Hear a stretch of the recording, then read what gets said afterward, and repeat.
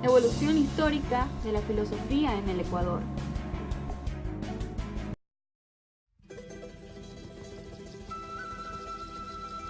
Hola, hoy voy a hablar sobre lo que es la filosofía en el Ecuador, pero antes de esto necesito mencionar al geólogo y naturalista alemán Alexander von Humboldt, el cual nos describió de una forma muy bonita en el que él decía que los ecuatorianos somos seres raros y únicos. Dormimos tranquilos en medio de rugientes volcanes, vivimos pobres en medio de incomparables riquezas y nos alegramos con música triste. Pues así nos describió él. Y en ese punto de vista estoy totalmente de acuerdo porque somos raros y únicos. Enmarco esta frase ya que se va a hablar de la filosofía en el Ecuador y en donde para comprender aquello necesitamos enterarnos de la evolución que ha tenido a lo largo de la historia el Ecuador, primero remontándonos a lo que son los orígenes ancestrales y luego dando un giro total con la época actual. Filosofía ancestral y actual.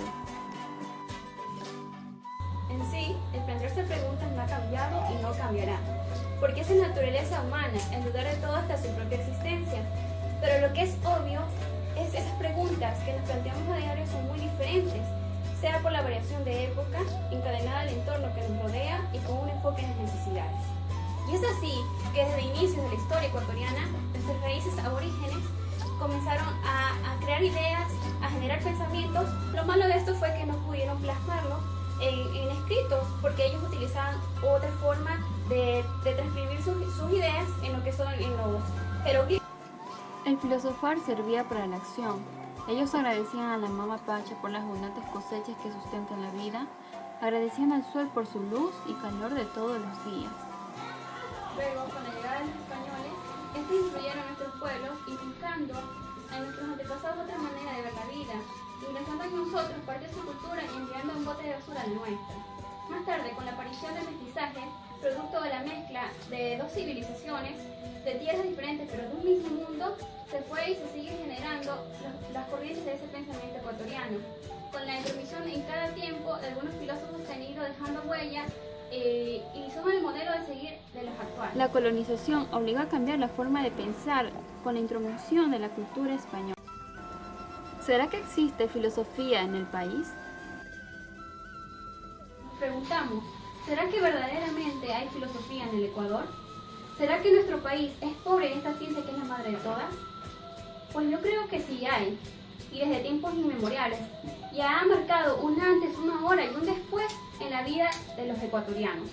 Tal vez pensemos que lo que se busca en la filosofía es ese saber que parece más inútil, insignificante, que parece una duda absurda, pero lo que desconocemos es al mismo tiempo es el saber más importante, porque no tiene otra consecuencia práctica más que la de enseñarnos a vivir. ¿En qué se fundamenta la filosofía en el Ecuador? La filosofía en el Ecuador se fundamenta en los valores, sus símbolos sociales, la ideología, sus costumbres, la ética social de esta nación, que brindan la caracterización de la identidad del ser ecuatoriano, consolidándose como una república. ¿Pero cómo lo hizo? Pues para eso tuvo que existir un desfase entre la razón y la fe en los años 1895, perpetuando una conciencia social humanista. Este desarrollo filosófico fue dirigido por el general Eloy Alfaro, y un ejemplo muy claro de estas transformaciones fue el ejército, en el cual fue borrando todas esas acciones en las cuales otros grandes personajes de la historia ecuatoriana habían generado.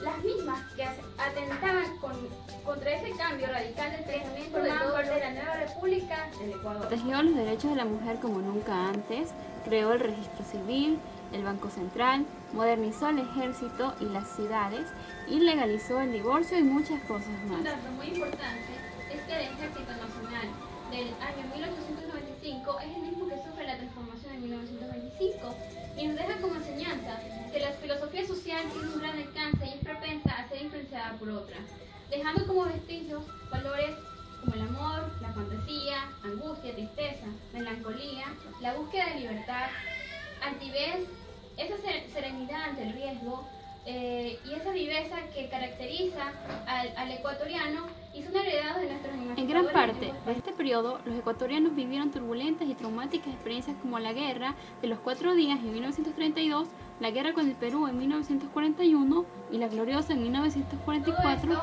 que marcaron en lo más profundo la conciencia colectiva de los ecuatorianos. La Revolución Juliana desaparición del liberalismo, que busca como objetivo el poder y no practica lo que profesa, dirigiéndose por un camino diferente a la buena filosofía ecuatoriana. Ahora, con respecto a la filosofía social ecuatoriana de los años 1960 a 1980, hubo un gran impacto en la conciencia del ecuatoriano, ya que vino el desarrollo acelerado de la tecnología, las telecomunicaciones, el consumismo, en donde ya se ejercían los derechos de los ciudadanos, tanto civiles y humanos, para la toma de sus decisiones como una norma para convivir socialmente. Esto cambió radicalmente la visión A continuación, la filosofía de los años 80 y 90. Esta época marcó significativamente al ecuatoriano, ya que comenzó a aceptar de poquito a poco las ideas que antes no concebía como apropiadas y va cerrando esa puerta a la pequeñez mental y aceptando las diferencias de sexo, religión, ideología, etnia y clases sociales, intentando formar parte de esa armonía social que es el amor y paz. Vivir sin filosofar es, propiamente, tener los ojos cerrados sin tratar de abrirlos jamás.